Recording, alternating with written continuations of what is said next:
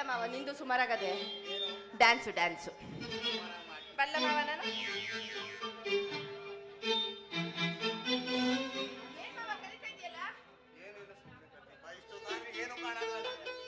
ಏನಂತೆ? ಸಂಜೆ 6 ಗಂಟೆ ಮೇಲೆ ನಿನಗೆ ಕಣ್ಕಣಲ್ವಾ? ನನಗ್ ಬೇಕಾಗಿರೋದೇ ಸಂಜೆ 6 ಗಂಟೆ ಮೇಲಲ್ಲ ಮಾವ. ನಿನಗೆ ಸಂಜೆ ಆದ್ಮೇಲೆ ಕಣ್ಣೇ ಕಾಣಲ್ವಾ? ಏನಾದ್ರೂ ಕೆಲಸ ಮಾಡ್ಬೇಕಂದ್ರೆ ಎಲ್ಲ ತಡಿಕೊಂಡೇ ಮಾಡ್ತೀಯ. ನಿನ್ನಂತವ್ರನ್ನ ಕಟ್ಕೊಂಡು ಜೀವನದಲ್ಲಿ ಹೆಂಗ್ ಬಾಳ್ವೆ ಮಾಡ್ಲಿ ಮಾವ? ನೀನು ಒಂಥರ ದಿನೇಶ್ ಮಾವ ಇದ್ದಂಗೆ. ರಾತ್ರಿ ಆಯ್ತಿದ್ದಂಗೆ ಆ ಒಂದು ಆ ಎರಡು ಆ ಮೂರು. ನಡಿ ಮಾವ ನಡಿ ಹೋಗೋಣ.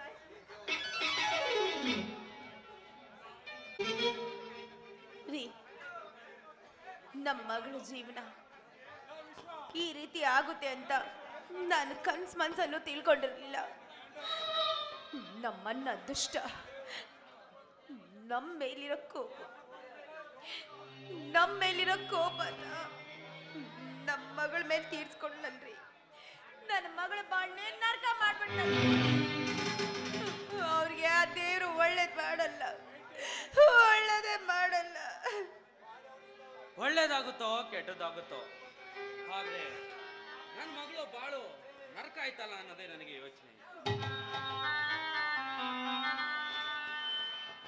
ಆದ್ರೆ ನೋಡ್ತಾ ಇರೇ, ಒಂದಲ್ಲ ಒಂದಿನ ಆ ದುಷ್ಟರನ್ನ ಒಳ್ಳೆ ಮನುಷ್ಯರನ್ನಾಗಿ ಮಾಡೇ ಮಾಡ್ತಾರೆ. ಏನಾಗುತ್ತೋ ಏನೋ, ಆಗೋದೆಲ್ಲ ಒಳ್ಳೇದಿಕ್ಕೆ ಅಂತ ಆ ಪರಮಾತ್ಮನ ಪಾದಕ್ಕೆ ಬೀಳೋದೊಂದೇ ನಮಗ್ ಇರೋದು.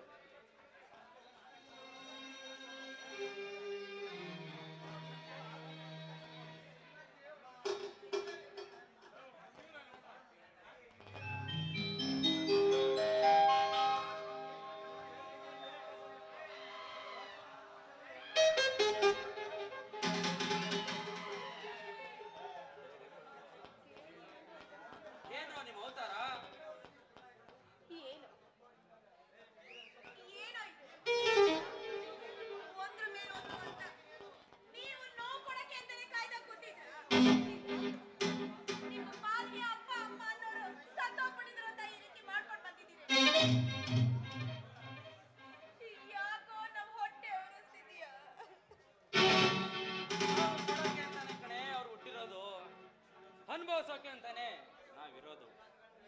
ನನ್ನ ಮಕ್ಕಳು ಹಾಗಿರ್ಬೇಕು ಹೀಗಿರ್ಬೇಕು ಅಂತ ನನಗೆ ಹಾಗೆಲ್ಲ ಕನ್ಸು ಕಟ್ಟಿದ್ದೆ. ಆದ್ರೆ ನನ್ನ ಮಗಳು ಬದುಕನ್ನ ದೇವ್ರು ಮುರಿದ್ರೆ ಇವನ್ ಬದುಕನ್ನ ಇವನೇ ಮುರ್ಕೊಂಡಿದ್ದಾನೆ.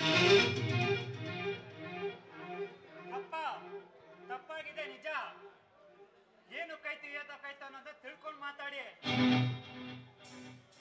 ನನ್ನನ್ನು ಪ್ರೀತಿಸಿದ ಒಂದೇ ಒಂದು ಕಾರಣಕ್ಕೋಸ್ಕರ ದೀಪಳ ಅಪ್ಪ ಮನೆ ಬಿಟ್ಟು ಓಡಿಸಿದ.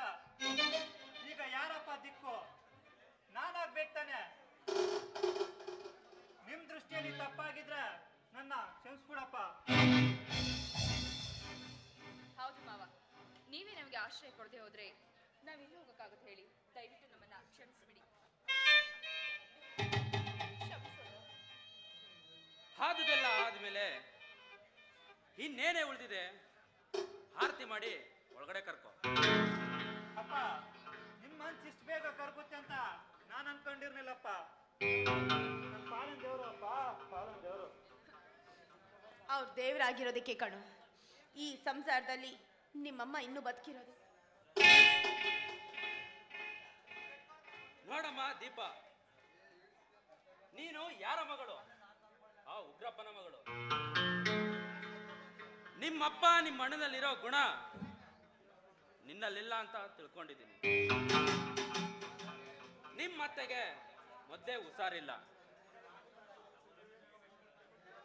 ಅವಳ ಮನಸ್ಸನ್ನ ನೋಯಿಸ್ದೆ, ಅವಳ ಜೊತೆ ಹೊಂದ್ಕೊಂಡು ಬಾಳ್ಕೊಂಡು ಹೋಗಮ್ಮ. ನೀನ್ ಬಾಳು ಬಂಗಾರವಾಗುತ್ತೆ. ಶಂಕರ್, ಆರತಿ ಆದ್ಮೇಲೆ ನಿನ್ನ ಹೆಂಡ್ತಿನ ಒಳಗಡೆ ಕರ್ಕೊಂಡು ಹೋಗ. ನನಗೆ ಸ್ವಲ್ಪ ಹೊರಗಡೆ ಕೆಲಸ ಇದೆ, ನಾನು ಹೋಗಿದ್ ಬರ್ತೀನಿ.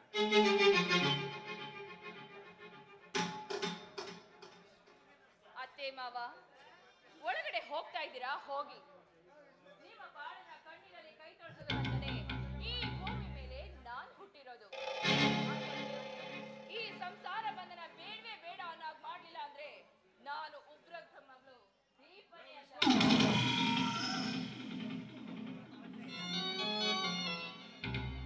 ಏನೇ ದೀಪ, ಇವಾಗ ತಾನೇ ಮನೆಗೆ ಬಂದಿದೀಯಾ, ತನ್ನಷ್ಟಕ್ಕೆ ತಾನೇ ಗುಣಗ್ತಿದೀಯಲ್ಲ. ಏನೂ ಇಲ್ಲ ರೀ, ನಮ್ಮ ತಂದೆ ಎಷ್ಟು ಕೆಟ್ಟವರು ನೋಡಿ. ಆದ್ರೆ ನಾವು ಹೇಳ್ದೆ ಕೇಳ್ದೆ ಮದುವೆ ಮಾಡ್ಕೊಂಡು ಬಂದು, ಆದ್ರೆ ನಮ್ಮನ್ನ ಮನೆಗೆ ಕ್ಷಮಿಸಿ ಹೇಗೆ ಒಳಗಡೆ ಸೇರಿಸಿದ್ರಲ್ವಾ. ಇಂಥ ಅತ್ತೆ ಮಾವನ್ ಪಡೆಯೋದಿಕ್ಕೆ 7 ಜನ್ಮದಲ್ಲೂ ಪುಣ್ಯ ಮಾಡಿದೆ ಅಂತ ದೇವ್ರ ಹತ್ರ ಬೇಡ್ಕೊತಾ ಇದ್ದೀರಿ. ನಿಜವಾಗ್ಲೂ ನಾನು ನಿನ್ನಂತ ಸೌಂದರ್ಯ ದೇವತೆಯ ಗುಣ ದೇವತೆಯ ಕೈ ಹಿಡಿಯಕ್ಕೆ ಪುಣ್ಯ ಮಾಡಿದೆ.